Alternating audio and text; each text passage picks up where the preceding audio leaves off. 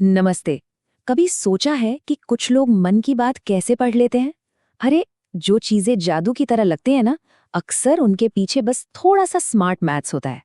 आज हम कुछ ऐसी ही पहेलियों के पीछे का गणित समझेंगे और देखेंगे कि कैसे अलजेब्रा यानी बीजगणित हमें भी थोड़ा जादूगर बना सकता है। तो चलिए इस जादू को एक्शन में देखने के लिए एक क्लासिक माइंड रीडिंग ट्रिक से शुरू करते हैं।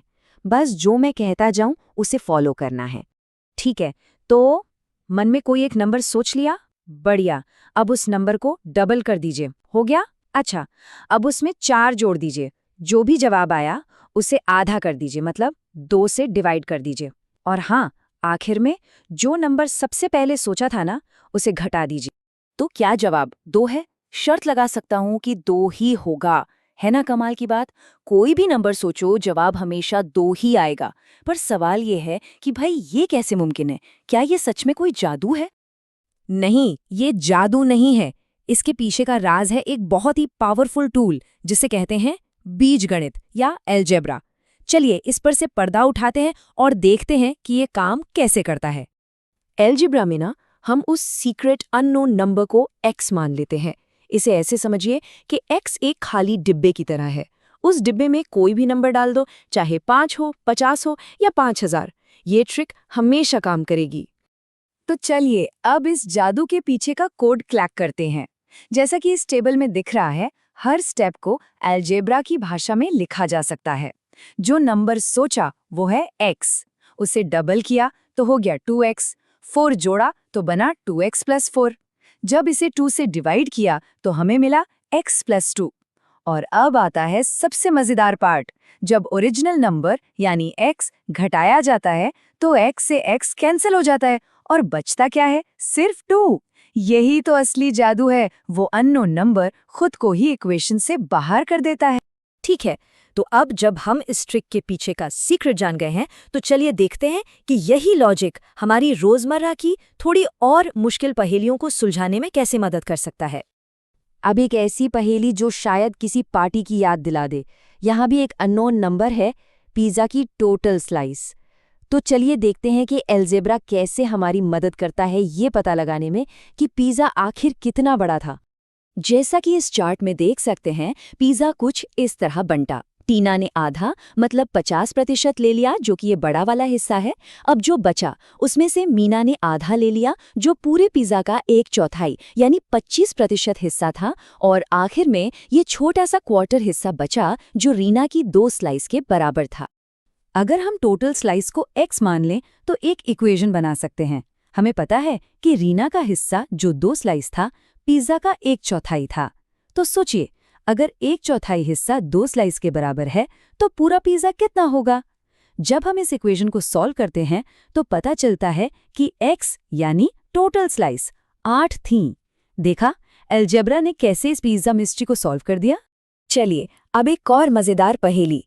यहाँ हमें लॉजिक का इस्तेमाल करके ये पता लगाना है कि इन 3 अंकों से सबसे बड़ा प्रोडक्ट कैसे बनाया जा सकता है।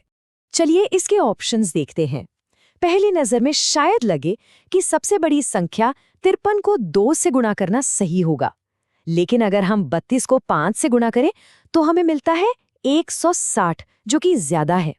इसके पीछे का लॉजिक ये है कि हमें बड़े अंकों को उन जगहों पर रखना होता है जहां उनका असर सबसे ज्यादा हो, यानी दहाई की जगह पर और मल्टीप्लायर के तौर पर। और अब हमारे ग्रैंड फिनाले के लिए एक कहानी वाली चुनौती।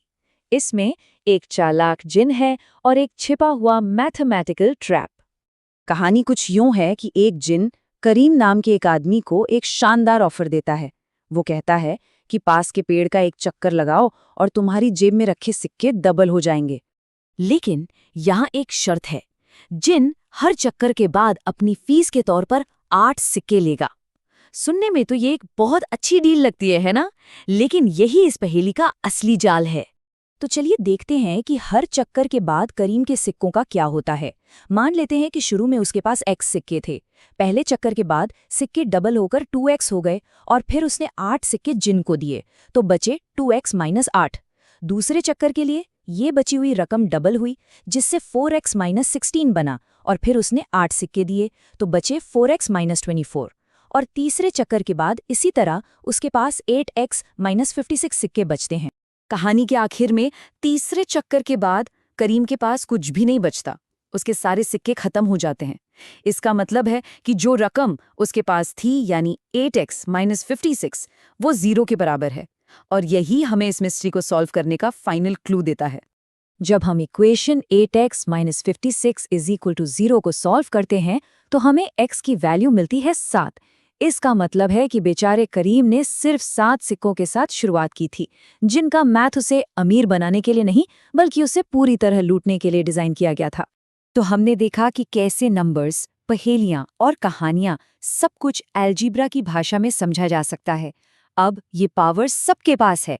तो सबसे ज़रूरी बात यह है कि अलजेब्रा सिर्फ x और y ढूंढने के बारे में नहीं है, ये सोचने का एक तरीका है, एक ऐसा पावरफुल टूल जो हमें प्रॉब्लम्स को सुलझाने और छिपे हुए पैटर्न्स को देखने में मदद करता है, चाहे वो मैथ्स में हो या जिंदगी में।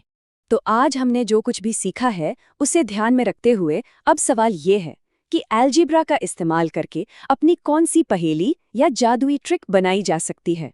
जरा सोचिए, संभावनाएं तो अनंत हैं। तो जाइए और अपना खुद का जादू बनाइए।